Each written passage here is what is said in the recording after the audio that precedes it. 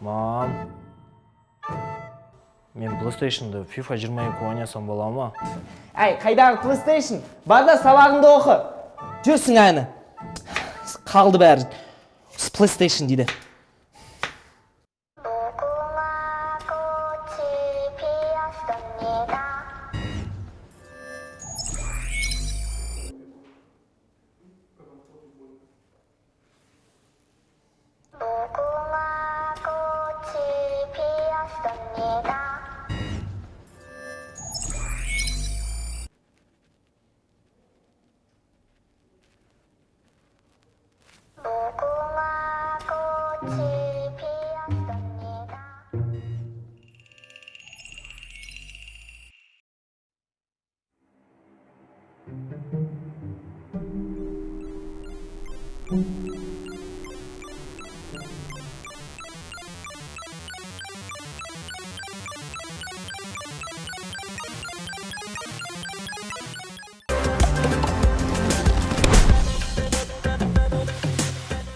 Сәлем! Бүгін біз FIFA 22 туралы сөйлесетін боламыз. Жаңа FIFA-ның трейлерін көрген шығарсыздар. Көрмесеңіздер,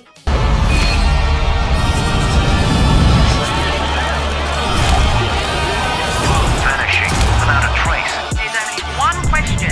Where are these athletes going? Is this hypermotion? Oh, absolute scenes in the stadium tonight!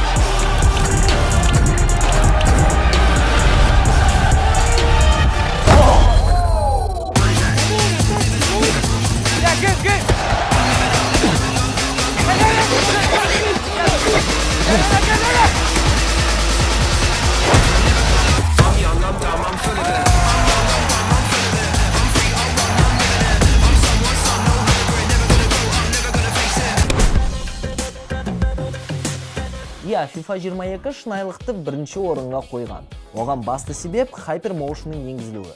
Бірақ бұл не деген сұрақ туындауы мүмкін?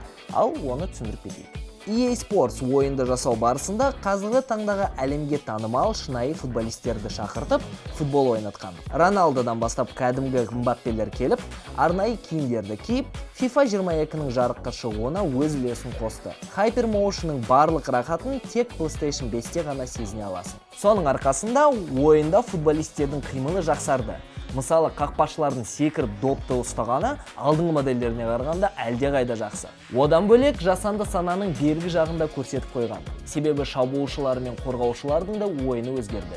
Бірден айта кетейін. Ойынды жаңа алғандарға қорғаушылармен жұмыс жасау оңайға соқпайды. Иә, жасанды сана бар. Футболистер де ақымақ емес, бірақ оның бәрін басқарып отыратын өзің. FIFA 22-де джойстикте отыратын адамға біраз жауапкершілікті берген. Ол әрине жақсы. Одан бөлек FIFA-ның жаңа бөлімдері шыққан сайын геймерлердің проблемасы осы – қорғаушылар. Алғашында бәрі қиналады, сосын уақыт өте келе қолдары үйреніп кетеді.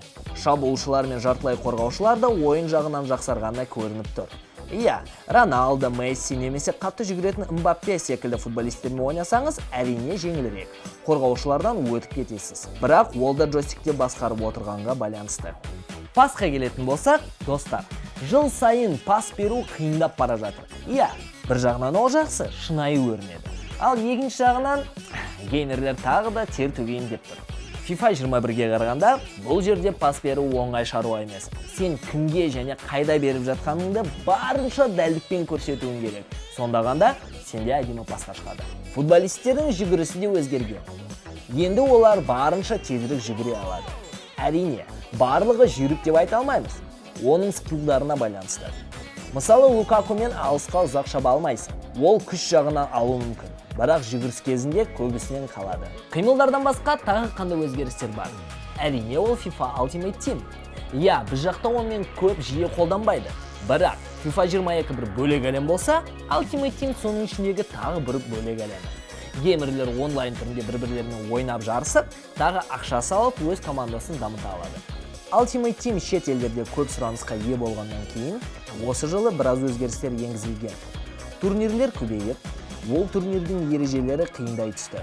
Және геймерларға бір бонус. Карьерасын бітіріп, зейнетке шыққан бұрынғы футболистерді кездестіре алады. Ал енді бәріміз білетін карьера режиміне келсек, бұл жерде сен өзің футболисттерді таңдап, стадионды, клубтың атын өзің қоя аласың. Сондай-ақ өзіңді тренер түрінде немесе жеке футболист ретінде сынай аласың. Вольта режимі де сақталған. Енді дала футболдың локациялары көбейіп, кейбір ережелері өзгерген. Енді бұл жерде дәрежелер бар. Сол дәрежелерді орындасаңыз, сіздің голдарыңыз 2 еселенеді. Сөйтіп ойын барысында жеңіліп баратып, соңында ұтып кетуге болады. Мақтадық, өзгерістерін де айттық, енді кемшіліктеріне де келейік. Иә, менімен келіспеушілер көп болуы мүмкін, бірақ талғамда талас жоқ. Бірінші көзге түсетін, құлаққа естілетін ол орыс тілді комментаторлардың дауысы. Неше жыл бойы өзгеріссіз келе жатқан сөздер. Шыны керек, барлық геймерлар бұл екі комментаторлардың дауыстарынан шаршады. Айтпай кету мүмкін емес. Үшінші корреспондентті қосқан. Соның дауысын естігенде мәз болып қаласың. Комментаторларды өзгертпей-ақ қой. Бірақ сөздерін өзгертуге болмай ма деген сұрақ туындайды. Иә, FIFA 22 революция емес, бірақ 21-ге қарағанда әлде қайда жақсы. Оны сіз тек PlayStation 5-те ғана сезе аласыз. Графика немесе джойстикпен басқаруда өсім бар.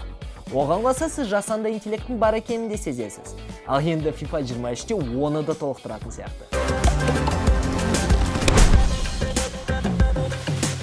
Иә, достар, осымен біздің обзорымыз бүгінгі аяқталды.